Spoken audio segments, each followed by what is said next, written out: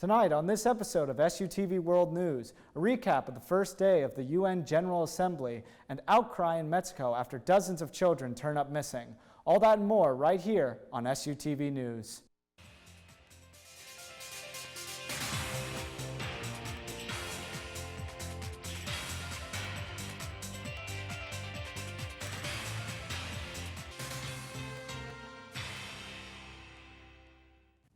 "43 students are missing in the Mexico state of Guerrero, and the citizens are protesting. SUTV's Nolan Hoffman has the story. It's been almost 6 years since 43 students from the Mexican state of Guerrero went missing in Iguala, Mexico, and some people in that state have not forgotten them. Protests turned violent Tuesday as monuments and offices were vandalized. According to the governor of that state, a pickup truck was also set on fire.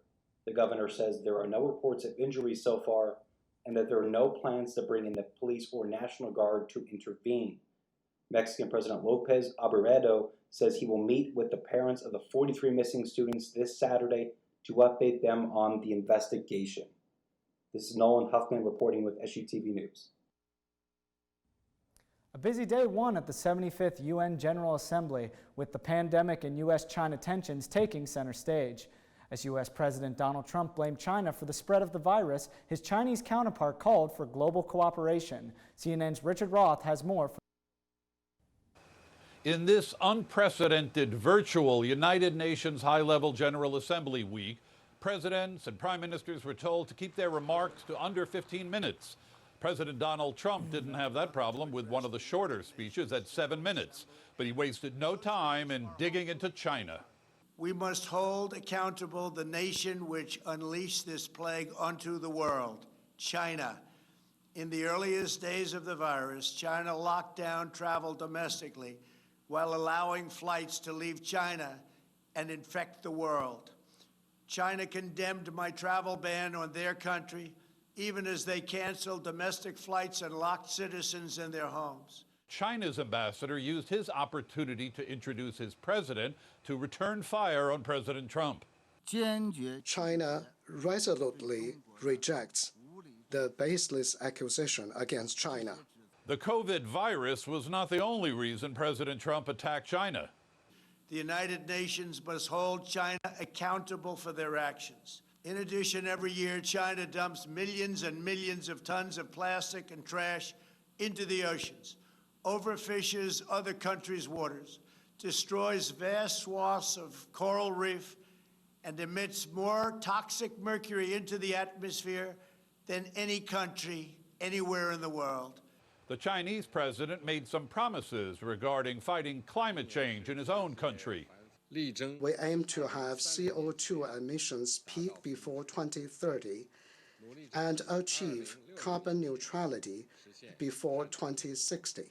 The Chinese president said his nation does not want a hot or cold war with anyone and warned of a clash of civilizations to come, saying, though, that the world should cooperate at least against the COVID-19 virus. Russia's President Putin, in a rare appearance at the UN, said his country is ready to share what it develops with its vaccine attempts. The United States is waging a strong campaign to reimpose international sanctions on Iran. The Iranian President Rouhani had this response to the United Nations. We are not a bargaining chip in U.S. elections and domestic policy. Any U.S. administration after the upcoming elections will have no choice but to surrender to the resilience of the Iranian nation. And finally, this promise for next year from the U.S. President. I am supremely confident that next year, when we gather in person, we will be in the midst of one of the greatest years in our history and, frankly, hopefully, in the history of the world.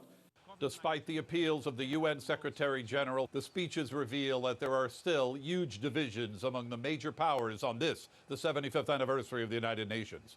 Richard Roth, CNN, United Nations. The Vatican has recently come out and said they completely oppose euthanasia, calling it, quote, an evil act. SUTV's Nolan Hoffman has more.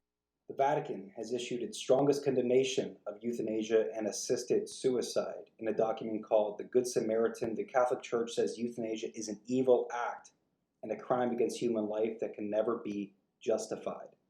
The text also says those who approve laws in favor of euthanasia or assisted suicide are accomplices of a grave sin that others will execute. Portugal and Spain, both traditional Catholic countries, are considering legalizing euthanasia. With SUTV News, this is Nolan Huffman. Embattled Belarusian President Alexander Lukashenko was inaugurated as president on Wednesday. The Belarusian state press reports Lukashenko assumed the office after taking an oath. Several hundred people were invited to the ceremony at the Palace of Independence. Lukashenko was declared the winner of the presidential election in August, allegedly winning 80% of the vote. But hundreds of thousands have taken to the streets since the protests of the election over recent weeks. Lukashenko and state security have tightened control, forcibly removing from the country or detaining leading figures of the opposition. And with that, we'll be signing off from this episode of SUTV World News. I'm Adam Beam. Make sure you follow SUTV on our social media pages at SUTV News and check out our website at sutvnews.org. See you next Wednesday.